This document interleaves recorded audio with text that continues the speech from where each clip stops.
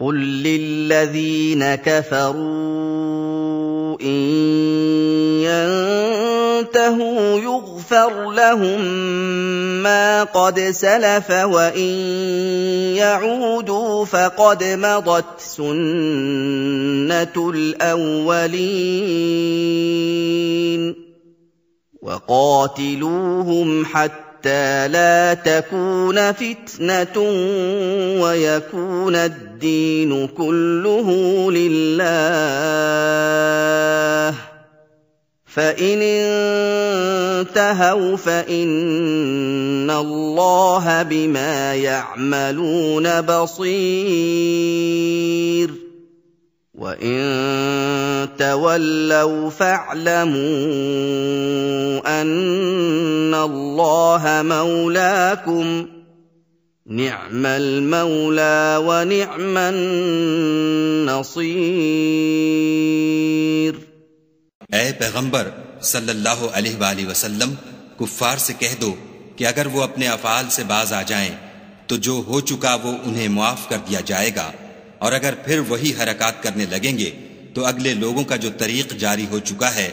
वही उनके हक में बढ़ता जाएगा। और उन लोगों से लड़ते रहो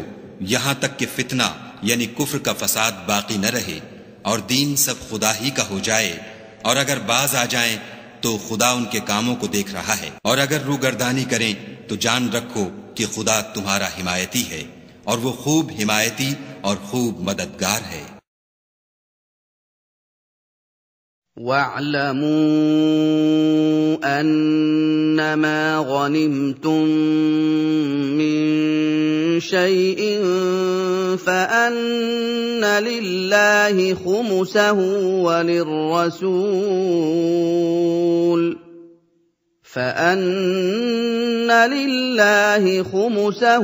وللرسول ولذي القربى واليتامى والمساكين وابن السبيل إن كنتم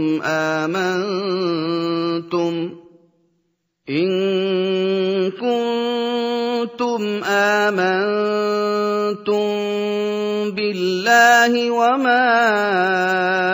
أنزلنا على عبدنا يوم الفرقان يوم التقى الجمعان والله على كل شيء قدير إذ أنتم بالعدوة الدنيا وهم بالعدوة القصوى والركب أسفل منكم ولو تواعدتم لاختلفتم في الميعاد ولكن ليقضي الله أمرا كان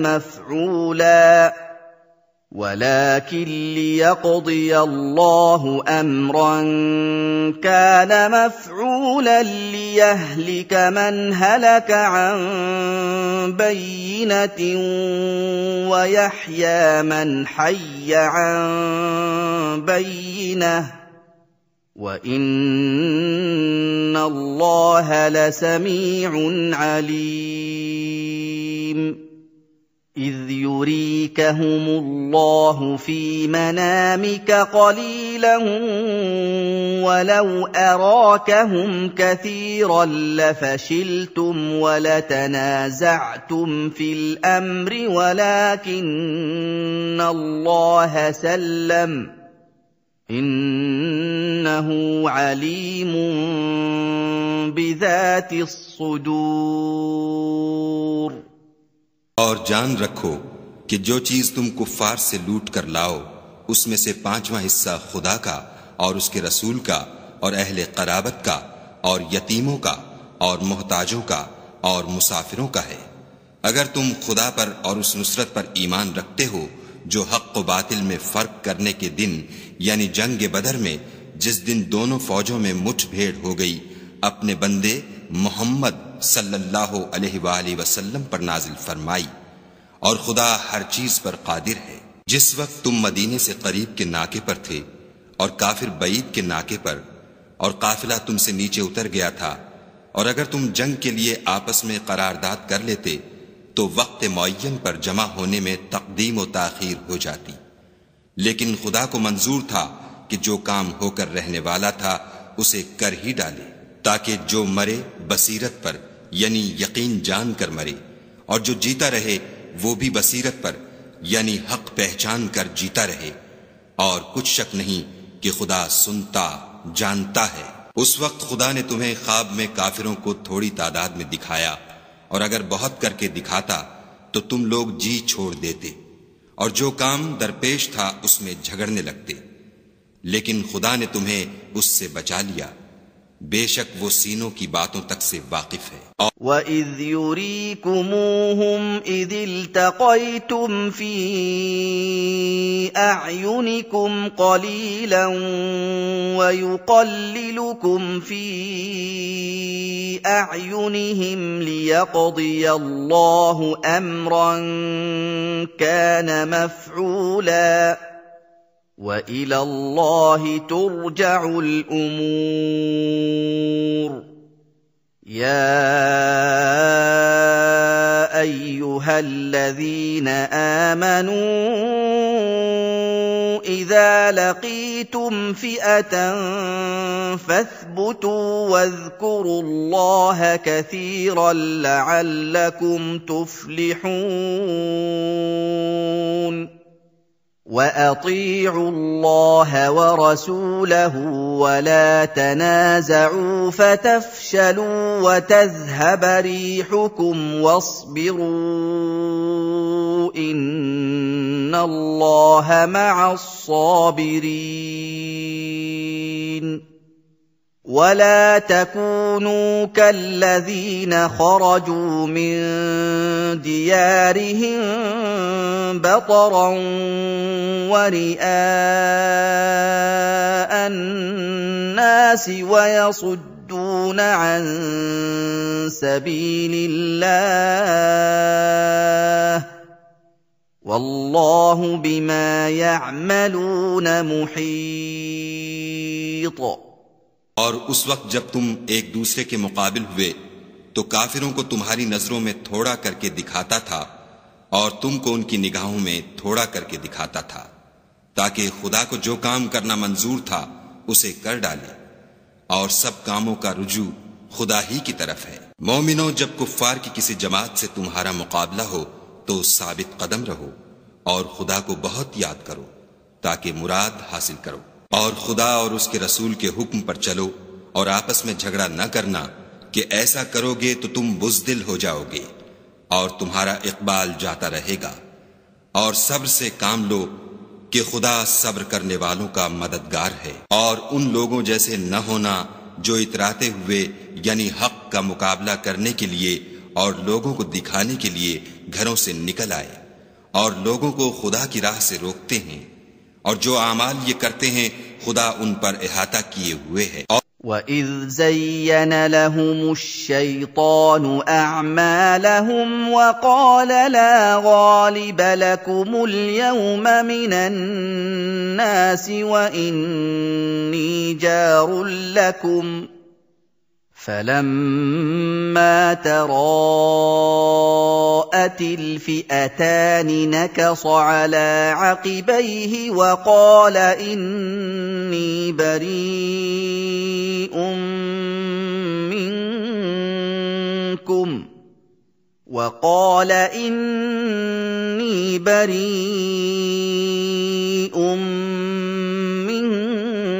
منكم إِنِّي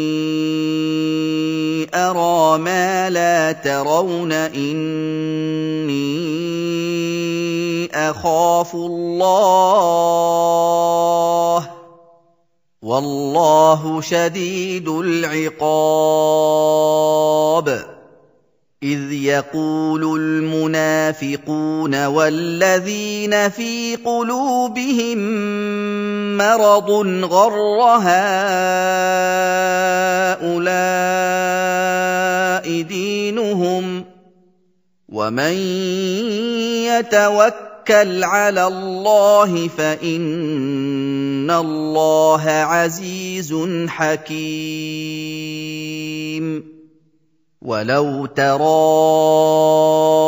إذ يتوفى الذين كفروا الملائكة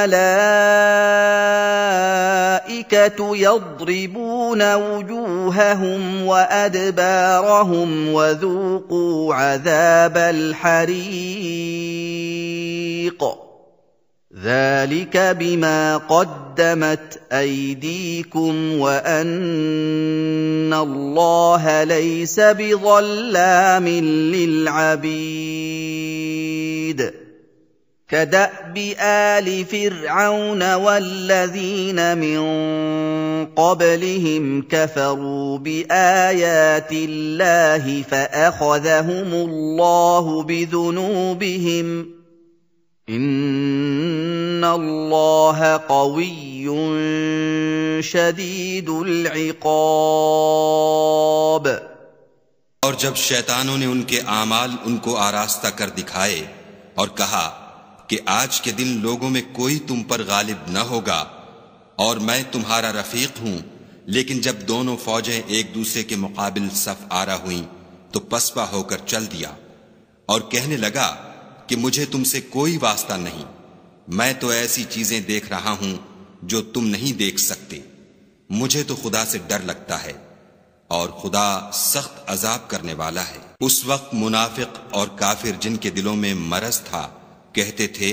کہ ان لوگوں کو ان کے دین نے مغرور کر رکھا ہے، اور جو شخص خدا پر بھروسہ رکھتا ہے تو خدا غالب حکمت والا ہے۔ اور کاش تم اس وقت کی کیفیت دیکھو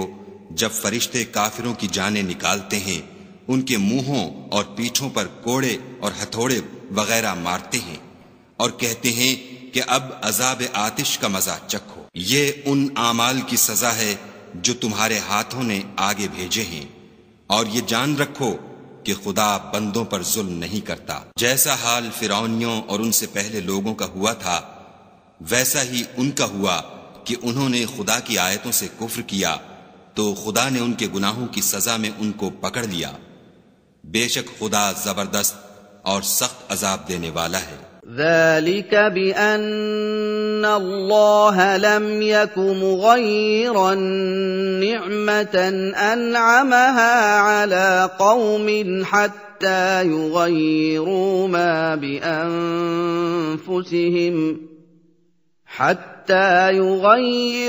ما بأنفسهم وأن الله سميع عليم كدأب آل فرعون والذين من قبلهم كذبوا بآيات ربهم فأهلكناهم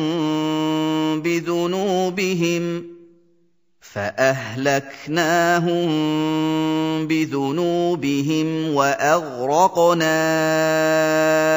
آل فرعون وكل كانوا ظالمين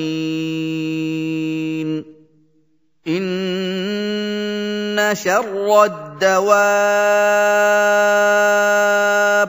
عند الله الذين كفروا فهم لا يؤمنون الذين عاهدت منهم ثم ينقضون عهدهم في كل مرة وهم لا يتقون فإما تثقفنهم في الحرب فشرد بهم من خلفهم لعلهم يذكرون۔ یہ اس لیے کہ جو نعمت خدا کسی قوم کو دیا کرتا ہے جب تک وہ خود اپنے دلوں کی حالت نہ بدل ڈالیں خدا اسے نہیں بدلا کرتا، اور اس لیے کہ خدا سنتا جانتا ہے۔ جیسا حال فرعونیوں اور ان سے پہلے لوگوں کا ہوا تھا ویسا ہی ان کا ہوا، انہوں نے اپنے پروردگار کی آیتوں کو جھٹلایا تو ہم نے ان کو ان کے گناہوں کے سبب ہلاک کر ڈالا، और फिरौनियों को डबो दिया और वो सब जालिम थे। जानदारों में सबसे बदतर खुदा के नजदीक वो लोग हैं जो काफिर हैं, सो वो ईमान नहीं लाते। जिन लोगों से तुमने सुलह का अहद किया है फिर वो हर बार अपने अहद को तोड़ डालते हैं और खुदा से नहीं डरते। अगर तुम उनको लड़ाई में पाओ तो उन्हें ऐसी सजा दो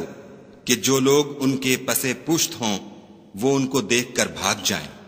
अजब नहीं कि उनको इससे इबरत हो। वइम्मा तखाफन्न मिन कौमिन खियानतन फंबिज़ इलैहिम अला सवा इन्नल्लाह ला युहिब्बुल खाइनीन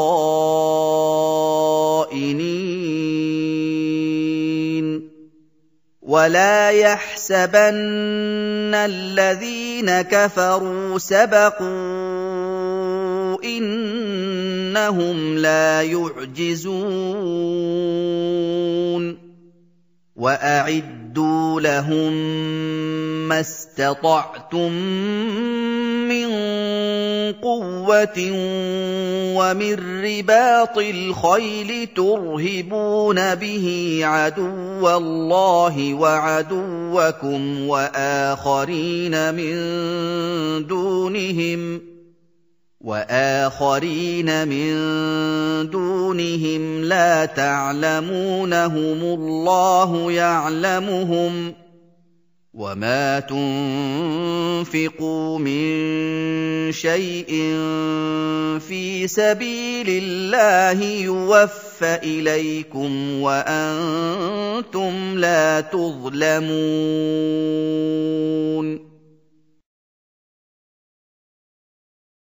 وإن جنحوا للسلم فاجنح لها وتوكل على الله إنه هو السميع العليم।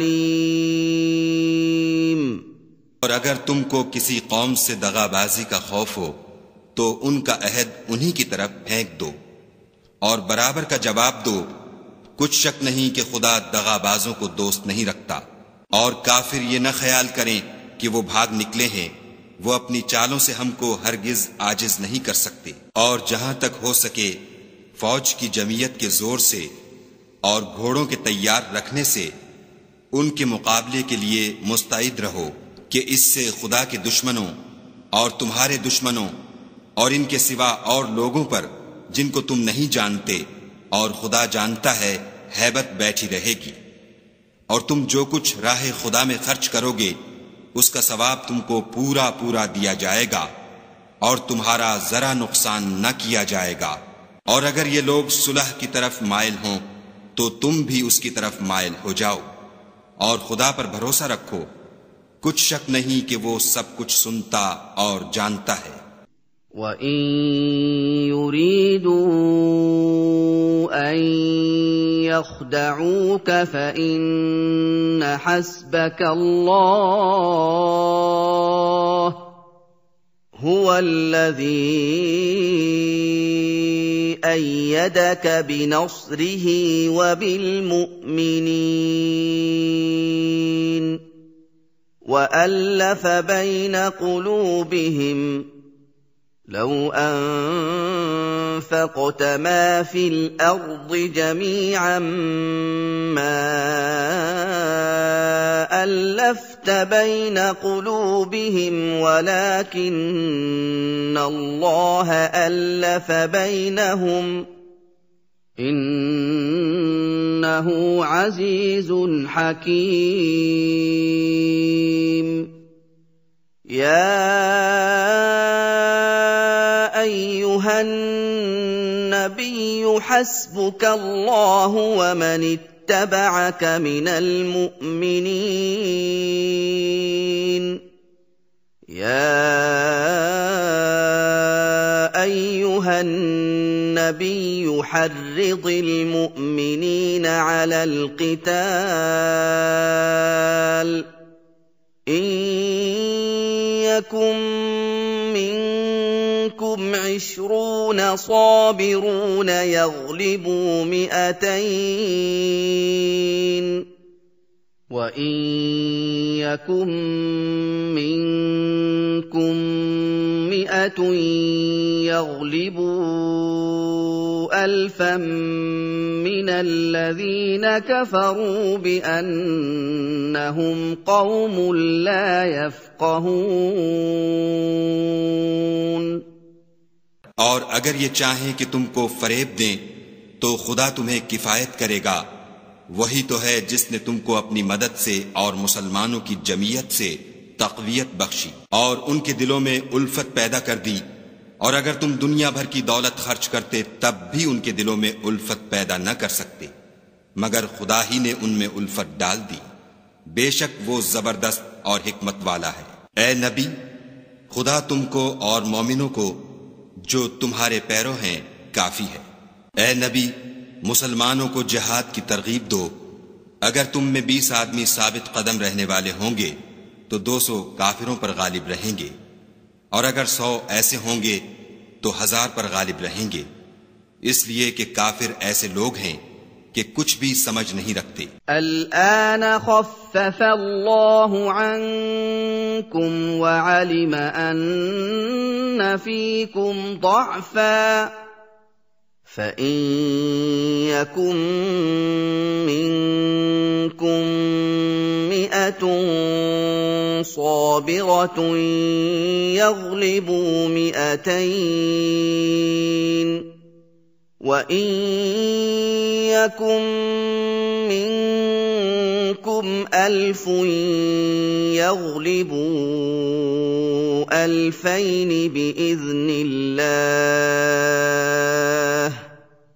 والله مع الصابرين ما كان لنبي أن يكون له أسرى حتى يثخن في الأرض تريدون عرض الدنيا والله يريد الآخرة والله عزيز حكيم لولا كتاب من الله سبق لمسكم فيما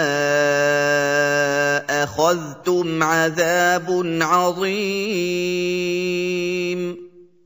فكلوا مما غنمتم حلالا طيبا واتقوا الله إن الله غفور رحيم। अब खुदा ने तुम पर से बोझ हल्का कर दिया और मालूम कर लिया कि अभी तुम में किसी कदर कमजोरी है। बस अगर तुम में 100 साबित कदम रहने वाले होंगे तो 200 पर गालिब रहेंगे, और अगर 1000 होंगे तो खुदा के हुक्म से 2000 पर गालिब रहेंगे, और खुदा साबित कदम रहने वालों का मददगार है। पैगंबर को शाया नहीं कि उसके कब्जे में कैदी रहें जब तक काफिरों को कत्ल करके जमीन में कसरत से खून न बहा दे। तुम लोग दुनिया के माल के तालिब हो और खुदा आखिरत की भलाई चाहता है, और खुदा गालिब हिकमत वाला है। अगर खुदा का हुक्म पहले न हो चुका होता तो जो फिदिया तुमने लिया है उसके बदले तुम पर बड़ा अजाब नाजिल होता। तो जो माले गनीमत तुम्हें मिला है उसे खाओ कि वो तुम्हारे लिए हलाल तैयब है, और खुदा से डरते रहो, बेशक खुदा बख्शने वाला मेहरबान है। या अय्युहन नबिय्यु कुल लिमन फी अयदीकुम मिनल अस्रा इन यअलमिल्लाहु फी कुलूबिकुम खैरन यु'तिकुम खैरा إن يعلم الله في قلوبكم خيرا يؤتكم خيرا مما أخذ منكم ويغفر لكم واللہ غفور رحیم وَإِن يُرِيدُوا خِيَانَتَكَ فَقَدْ خَانُوا اللَّهَ مِن قَبْلُ فَأَمْكَنَ مِنْهُمْ وَاللَّهُ عَلِيمٌ حَكِيمٌ إِنَّ الَّذِينَ آمَنُوا وَهَاجَرُوا وَجَاهَدُوا بِأَمْوَالِهِمْ وَأَنفُسِهِمْ فِي سَبِيلِ اللَّهِ والذين آووا ونصروا أولئك بعضهم أولياء بعض والذين آمنوا ولم يهاجروا ما لكم من ولايتهم من شيء حتى يهاجروا وإن استنصروكم في الدين فعليكم النصر إلا على قوم بينكم وبينهم ميثاق والله بما تعملون بصير.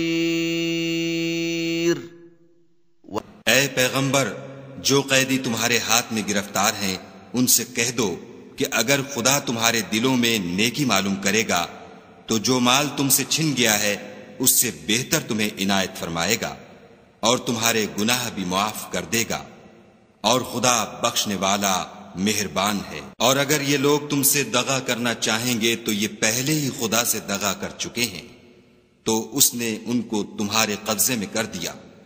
اور خدا دانا حکمت والا ہے. جو لوگ ایمان لائے اور وطن سے ہجرت کر گئے اور خدا کی راہ میں اپنے مال اور جان سے لڑے وہ، اور جنہوں نے ہجرت کرنے والوں کو جگہ دی اور ان کی مدد کی وہ آپس میں ایک دوسرے کے رفیق ہیں. اور جو لوگ ایمان تو لے آئے لیکن ہجرت نہیں کی تو جب تک وہ ہجرت نہ کریں تم کو ان کی رفاقت سے کچھ سروکار نہیں. اور اگر وہ تم سے دین کے معاملات میں مدد طلب کریں تو تم کو مدد کرنی لازم ہے، مگر ان لوگوں کے مقابلے میں کہ تم میں اور ان میں صلح کا عہد ہو مدد نہیں کرنی چاہیے، اور خدا تمہارے سب کاموں کو دیکھ رہا ہے. والذین کفروا بعضهم اولیاء بعض إِلَّا تَفْعَلُوهُ تَكُنْ فِتْنَةٌ فِي الْأَرْضِ وَفَسَادٌ كَبِيرٌ. وَالَّذِينَ آمَنُوا وَهَاجَرُوا وَجَاهَدُوا فِي سَبِيلِ اللَّهِ وَالَّذِينَ آوَوا وَّنَصَرُوا أُولَئِكَ هُمُ الْمُؤْمِنُونَ حَقًّا لَهُم مَّغْفِرَةٌ وَرِزْقٌ كَرِيمٌ. وَالَّذِينَ آمَنُوا مِن بَعْدُ وَهَاجَرُوا وَجَاهَدُوا مَعَكُمْ فَأُولَئِكَ مِنكُمْ وَأُولُو الْأَرْحَامِ بَعْضُهُمْ أَوْلَىٰ بِبَعْضٍ فِي كِتَابِ اللَّهِ ۗ إِنَّ اللَّهَ بِكُلِّ شَيْءٍ عَلِيمٌ. اور جو لوگ کافر ہیں وہ بھی ایک دوسرے کے رفیق ہیں. تو مومنو، اگر تم یہ کام نہ کرو گے تو ملک میں فتنہ برپا ہو جائے گا اور بڑا فساد مچے گا. اور جو لوگ ایمان لائے اور وطن سے ہجرت کر گئے اور خدا کی راہ میں لڑائیاں کرتے رہے اور جنہوں نے ہجرت کرنے والوں کو جگہ دی اور ان کی مدد کی، یہی لوگ سچے مسلمان ہیں. ان کے لیے خدا کے ہاں بخشش اور عزت کی روزی ہے. اور جو لوگ بعد میں ایمان لائے اور وطن سے ہجرت کر گئے اور تمہارے ساتھ ہو کر جہاد کرتے رہے وہ بھی تمہیں میں سے ہیں، اور رشتہ دار خدا کے حکم کی روح سے ایک دوسرے کے زیادہ حقدار ہیں۔ کچھ شک نہیں کہ خدا ہر چیز سے واقف ہے۔